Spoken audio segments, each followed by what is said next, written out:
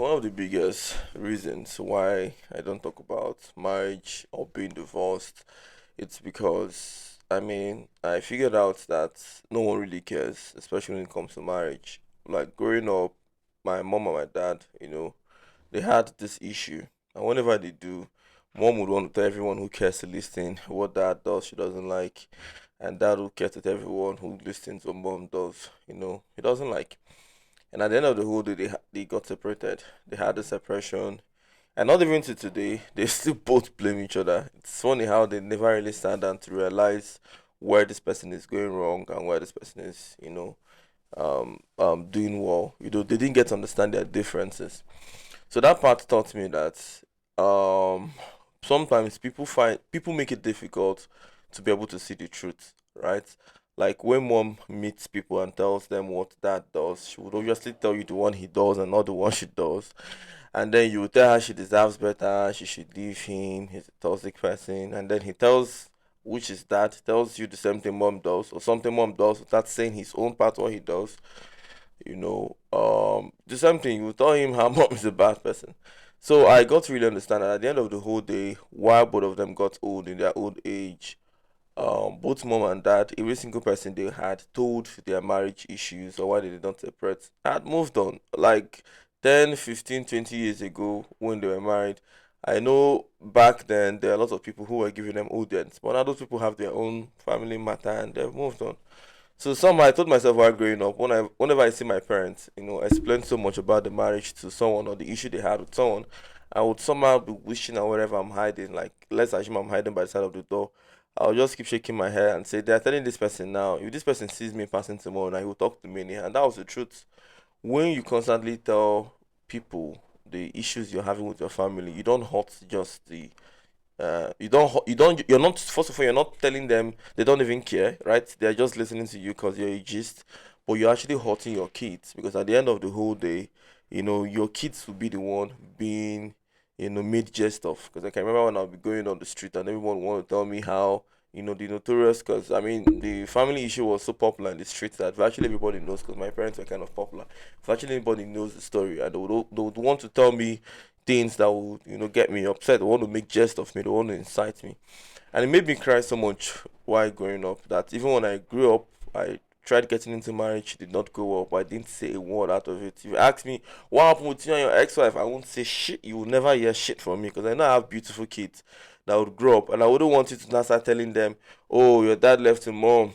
Yeah, your mom had this kind of character." And maybe probably you have this kind of, you're not making jest of my daughters, comparing them with their mom. That's very bad. I'm not going to give anybody a room to do that. It's going to be rumors. If you come here, I will never answer any question. I will just tell you skip. And I'm happy she's someone who also respects that, decision.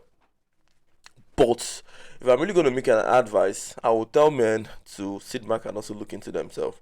Like when I had left at first, I felt I was completely right in every single thing. In fact, if you ask me, I will tell you she was always the problem, right? So that was how I've always felt, and that's the funny thing about issues. Nobody really understands they're really at fault. People often look at the shortcomings of other persons and not theirs.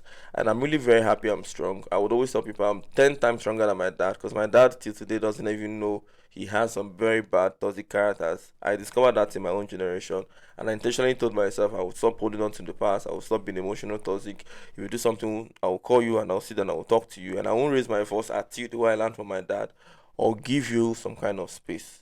So I would also, if I'm getting back again at marriage, I would also I would want to give you a hint about where I left.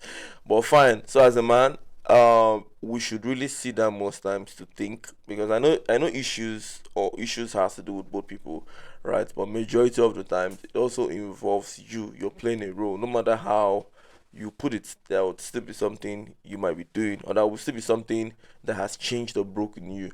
Like for instance, when I got married, or before I got married, I used to be very quiet. I don't talk much. I pick my words one before, like I don't talk much. But somewhere on the line, I just had to start talking. And before I knew, I became a very toxic person. I would always shout and complain every day, hearing my voice.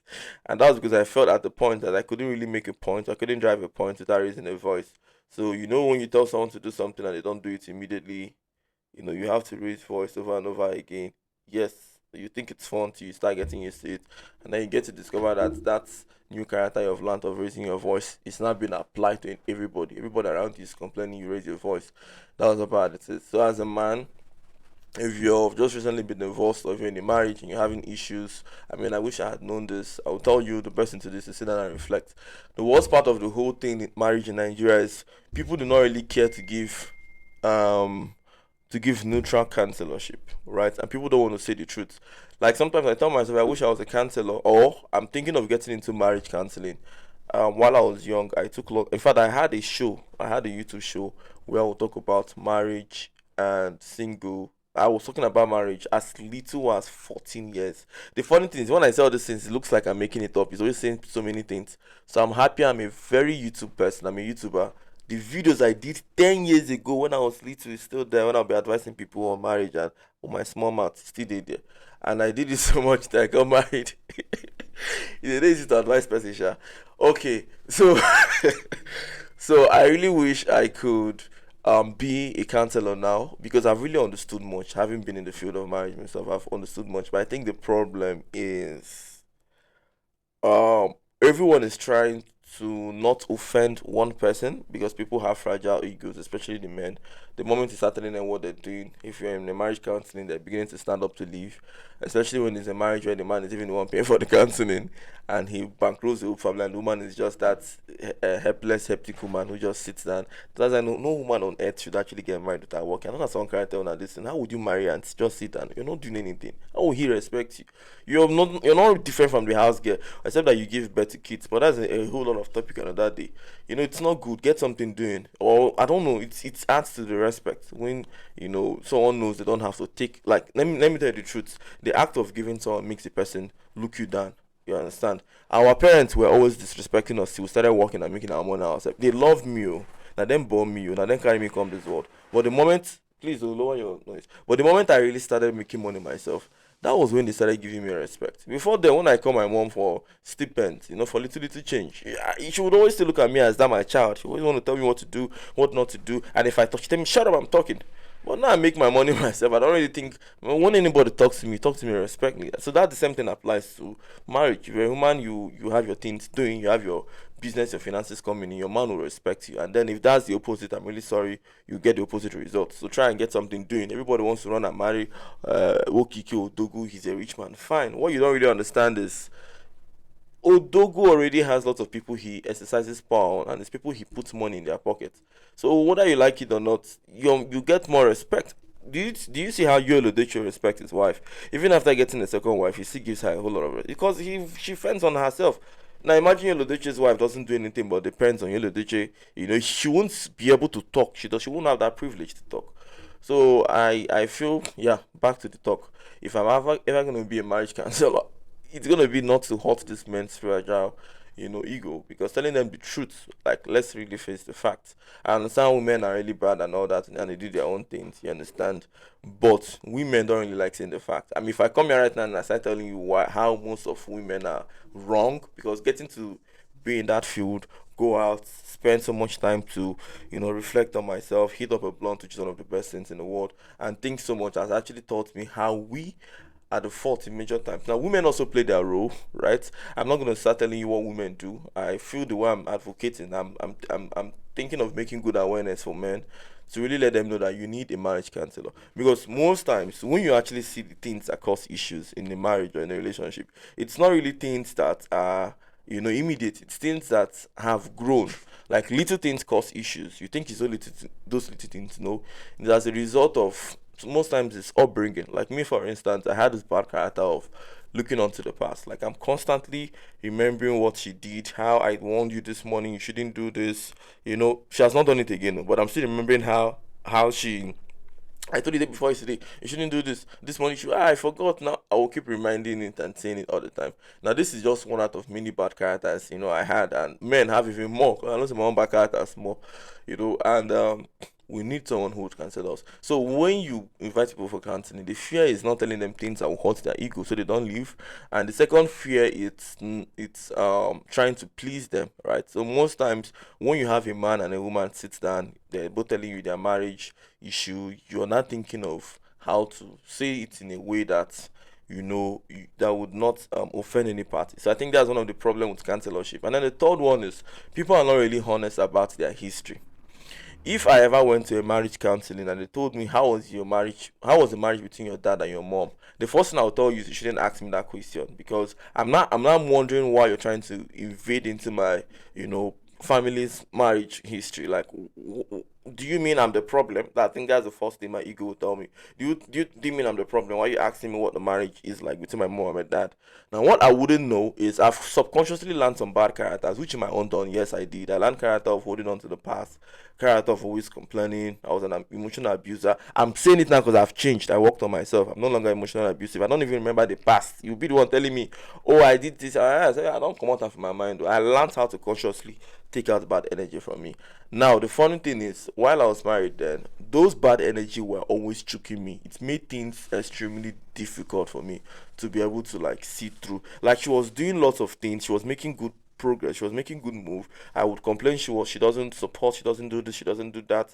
She's not focused, but she's not being so focused. She's not doing those things I ever wanted her to do. But here I was looking at myself, talking about the things she was doing before, which is those bad characters before I don't like, those unsupportiveness I don't like. But I wasn't seeing the present thing. And that is when and I remembered there was this video I watched on TikTok. I don't know if that video is here. It's about one guy did it. His name is Infine or so on TikTok. I'm going to see if I can get that video. Now, it's a very funny video, but it has a very powerful message. And that very powerful message is practically why most men get have unhappy marriages. Okay, on this video, I can't find the video here, but I'm going to explain on how I wish the video was here, but I don't know if I saved that video. Okay, let me just explain what the video is, why I'm trying to find it. Now, on that video, this guy, which is this what's it called again, this comedian, right? There was somebody at the pot that let me see, I think the person is for me to take few seconds, just go through my phone and see if I can find that video, because anything I'm really saying here would be difficult to marginalized. I think I downloaded the video. It was so powerful that I really wanted to make a video with that TikTok skit, but I never had the opportunity to. Not until I saw something this morning on my profile talking about women should respect men and how that causes lots of issues. Yes, when women don't respect men, it causes lots of issues. In fact, a man gets upset whenever a woman he loves in one word or the other being disrespectful. It kills the man, it kills him down to his soul. So the worst thing you can do to thank you, I've seen it. The worst thing you can do to a man is to disrespect him. Let me show you the video. I don't know if you guys can see it. Sorry. Um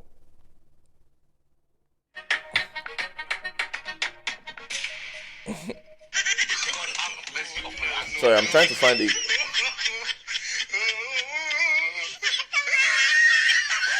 Let me bend it again. Okay, let me start the video from the beginning. Now you understand the concept of what I'm trying to say.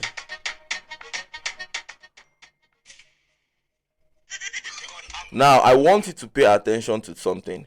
There is a comedian, she's cooking, right? Now this other guy comes in, he takes a spoon and gulps that soup. Now after gulping the soup, now this is a spoon, for instance. Now this is a spoon. Now he takes the spoon, he takes part of the soup, right? Now he's holding that soup, he puts it in his hand, he tests it. He said, no, there is no salt. And now he's still holding that spoon, and this is his hand. The other comedian is putting salt in the soup. But the other comedian, which is the Oga, because they were like two comedians, the lady is the one cooking, the man is the one testing. So the lady just puts salt now. The guy is still holding the spoon. Puts more salt. She puts more salt. But then there's a problem. The spoon he's holding is still the spoon he's holding.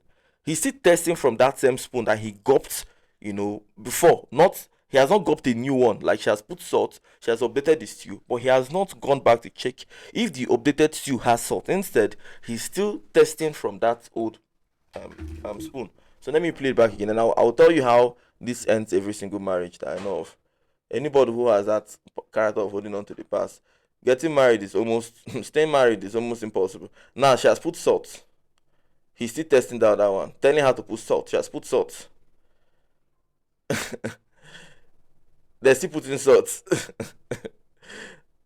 They're still putting salt. Dumbass people, comedians. But now it's funny, but it's not funny because this is what really happens to us. Like you have this spouse or this partner, she's been okay, you've complained, right? There is no sort. There is no, you're not supporting me, you're not doing anything in this home, you're not making move, you don't wake up on time, you don't make work easy for me, I provide for the family. Now she started waking up very early, she's cleaning the house. You're still looking at the past. You're not doing this, you're not doing that, you're not doing this, you're not doing that.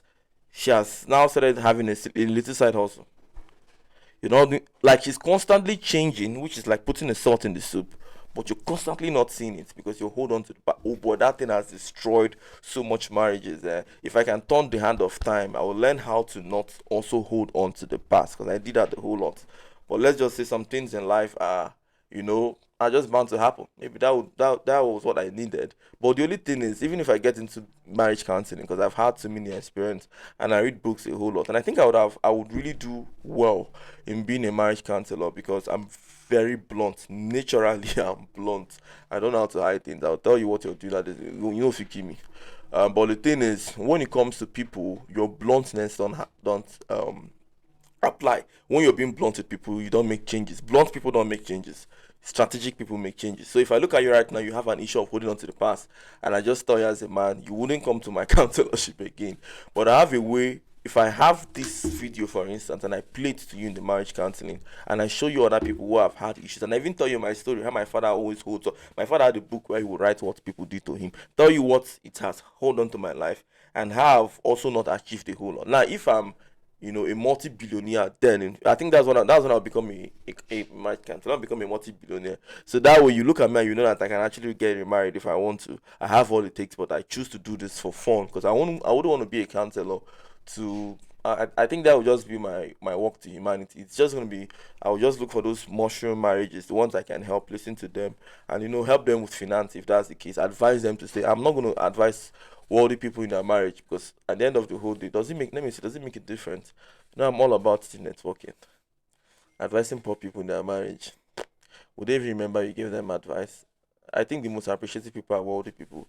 Poor people get so many opinions. They don't appreciate a good. I think I want to do that for rich marriages. I become a billionaire. I want to be a rich marriage counselor, even if it means doing it for free or maybe a premium. Why? When you give a rich man an advice, this is one thing I love about rich people, especially in their marriage, in their family, anything. They hold on to it. In the next 5 years, a rich man will tell you there's something you told me in 2007.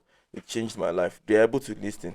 A poor man is always telling everybody their business. So even when you give them a good advice, they can actually, separate you from chaff. So, yeah.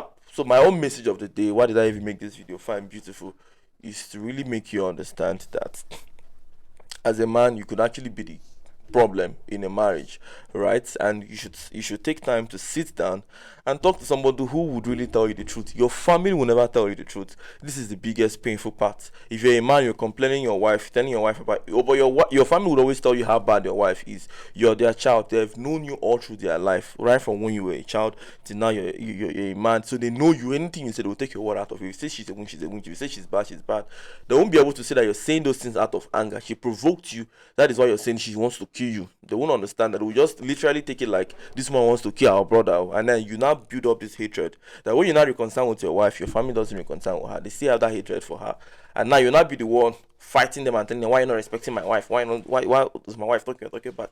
You made them disrespect her, and the funny thing is, when that happens, you not end up being harsh to that your family. They're not like, oh, she might really be a winch because not only is she tormenting him, but she's now making him hate us as his family members. He doesn't want to see us again. He said we shouldn't talk back at his wife. When in reality, you're the fault. You're the one who has an issue with your wife. You're the one who's involved. You're not supposed to involve your family in anything that has to do with your marriage.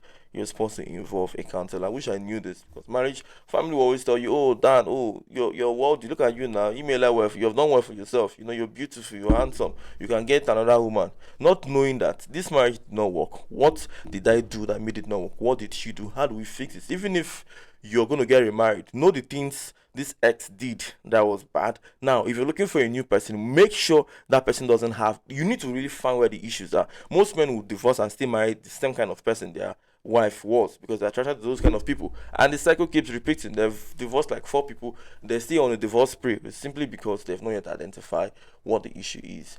That is what I'm hoping to do when I get that multi-billion dollars. Because I don't want to start advising anybody about marriage now.